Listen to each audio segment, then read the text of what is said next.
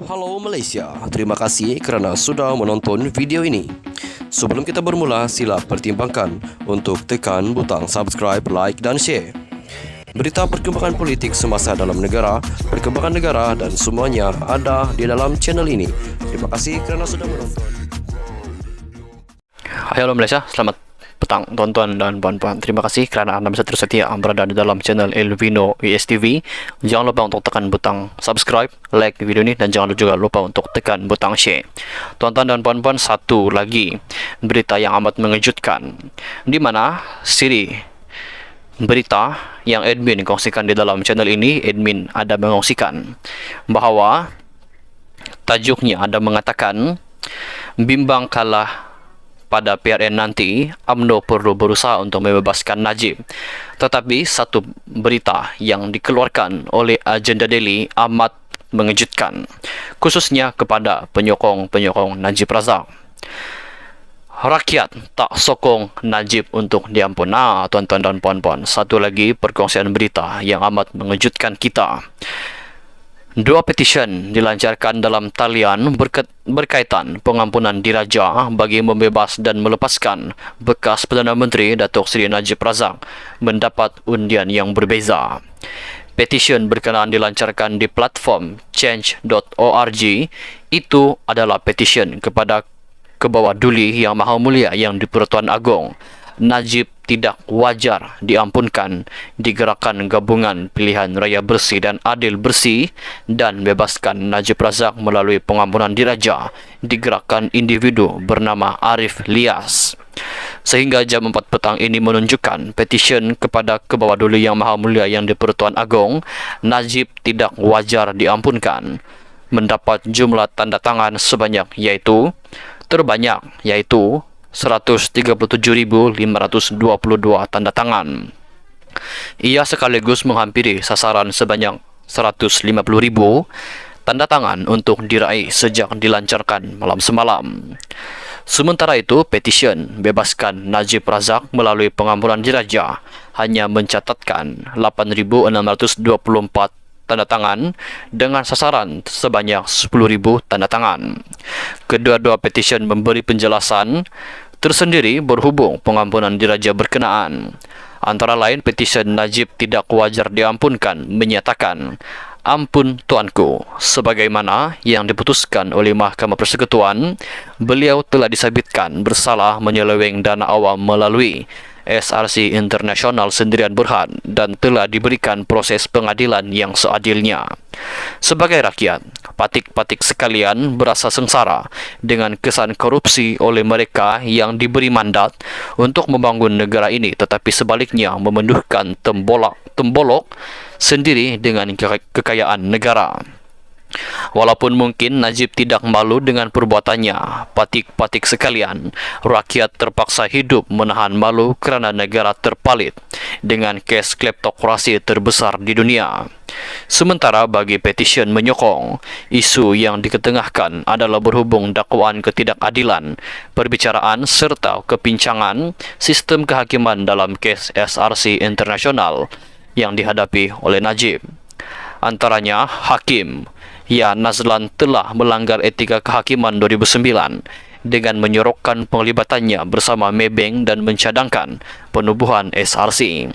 Manakala Ketua Hakim Negara telah melanggar Seksyen 212, 217 Kanun Keseksaan kerana melindungi YA Nazlan daripada kesalahan ini apabila surat SPRM terhadap salah laku Nazlan bertarikh Februari 2023 kepada beliau tidak diambil apa-apa tindakan tulis petikan tersebut. Tuan-tuan dan puan-puan, terus setia berada dalam channel ini untuk ulasan berita yang seterusnya.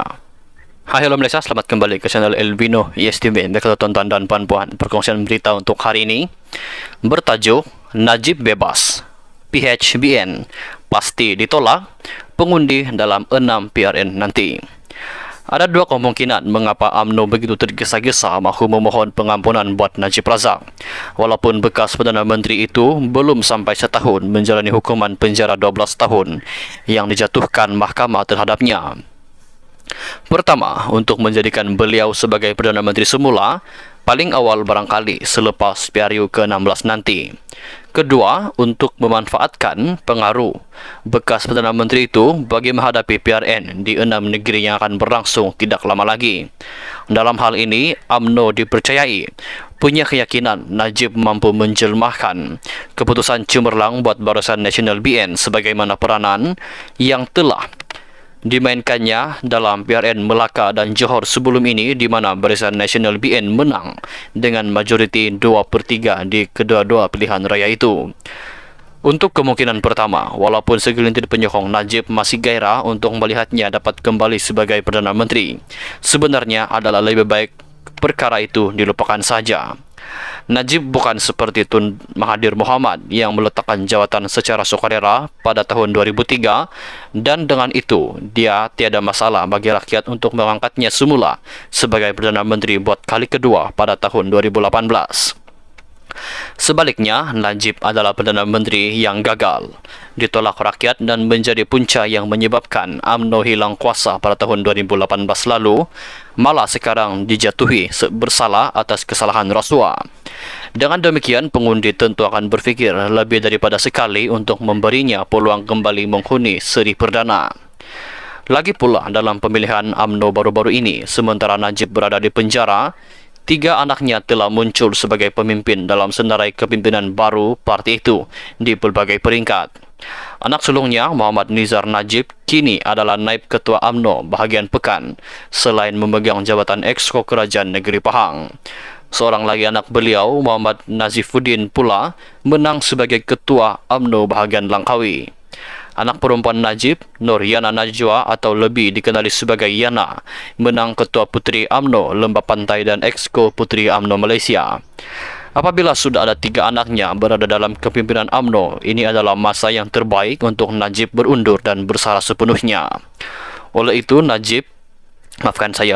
UMNO tidak harus membuang masa untuk memohon pengampunan yang segera buat Najib. Sebaliknya, biarkan saja proses pengampunan dilakukan oleh keluarga Najib sendiri setelah beliau selesai menjalani tempo tertentu di penjara dan mendepani perbicaraan 3 lagi kesnya berkaitan 1MDB di mahkamah.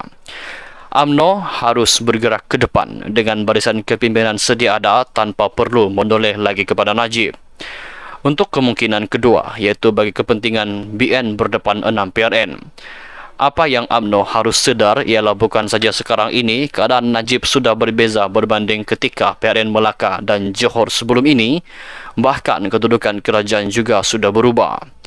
Oleh kerana PH dan BN sudah bersama dalam kerajaan dan setuju untuk bertanding sebagai satu pasukan dalam PRN di 6 negeri nanti, keberadaan Najib sebenarnya sudah tidak memberi banyak manfaat lagi. Gandingan Anwar Ibrahim dan Zaid Hamidi lebih perlu diletakkan sebagai 2 kepala perang bagi memastikan PHBN mampu menggapai kemenangan. Malah, jika adanya Najib dengan andaian desakan UMNO agar beliau diberi pengampunan penuh, diperkenankan setelah ia dibawa oleh pihak kerajaan kepada lembaga pengampunan, ia akan memberi peluru percuma kepada Perikatan Nasional PN untuk menyerang dan mengajak rakyat untuk menolak Pakatan Harapan dan juga Barisan Nasional BN. Rakyat pasti sukar menerima keadaan di mana Najib diberi pengampunan terlalu awal, yang mana ia difahami adalah atas kehendak kerajaan melalui desakan UMNO tadi.